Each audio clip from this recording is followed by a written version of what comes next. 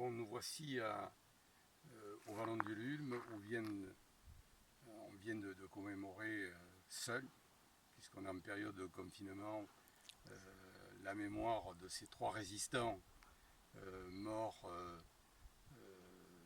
sous les feux des GMR sous le commandement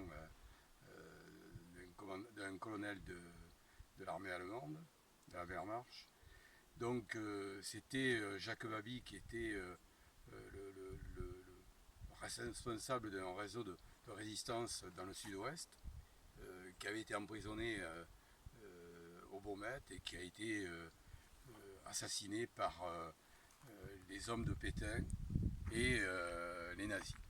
Voilà, donc ce 8 mai a une grande importance dans cette période de confinement. À la fois, il faut se resituer pourquoi nous en sommes arrivés au 8 mai 45. Qu'est-ce qui s'est passé entre 1939, où on enferme les communistes, hein, c'est le gouvernement de Daladier, etc. etc. Ensuite, cette fausse guerre où on ne se bat pas contre l'armée nazie, contre les Allemands. On préfère tourner les armes contre l'Union soviétique et contre les communistes. Et il a fallu la résistance qui s'est constituée. Alors sur Marseille, elle a commencé dès la fin des années 39, dès 1940, des communistes ont été emprisonnés à Signes. Voilà, donc c'est toute une histoire qui doit être vue dans son passé, dans le moment du 8 mai 45. Marseille a été libérée le 24 août 1944, s'est libéré par soi-même. C'est vrai qu'il y a eu aussi d'autres troupes qui sont arrivées, mais c'est les résistants, et en particulier la FTP. Il faut savoir que Jacques Baby était un fils d'un membre du comité central du Parti communiste qui vivait, hein, le Parti communiste, ses instances existaient, vivaient malgré l'occupation, malgré la répression de la milice, malgré la répression des nazis.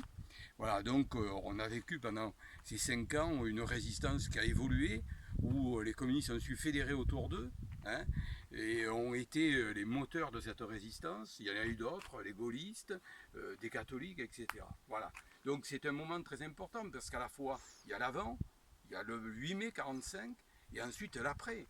Hein, on parle beaucoup en ce moment des jours heureux, et dans ces moments de confinement où nous ne savons pas ce que sera demain, et ce demain, c'est à nous de le faire, de le construire en fonction de ce qui s'est passé dans le passé, et tirant leçon de toute l'histoire et de tout notre vécu, nous, de communistes. Voilà.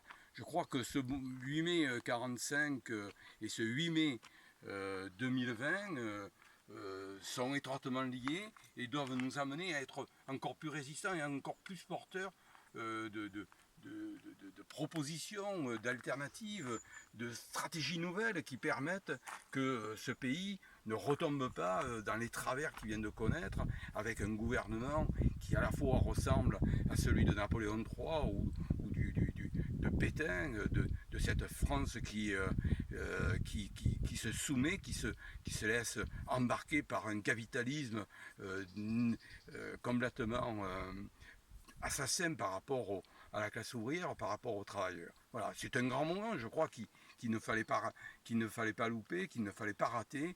C'est pas un seul jour, c'est un moment parmi tant d'autres qu'il faut marquer profondément, parce que c'est un moment très fort où je dis il y a des gens qui se sont levés. C'était pas facile, c'est pas évident d'être résistant en 1940, d'être communiste à cette époque-là.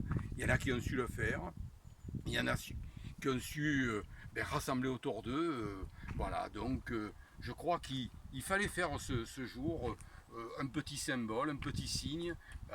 C'est ce que j'ai voulu faire aujourd'hui, un peu seul, malgré moi, malgré ce confinement, hein, qu'il faut faire. Hein.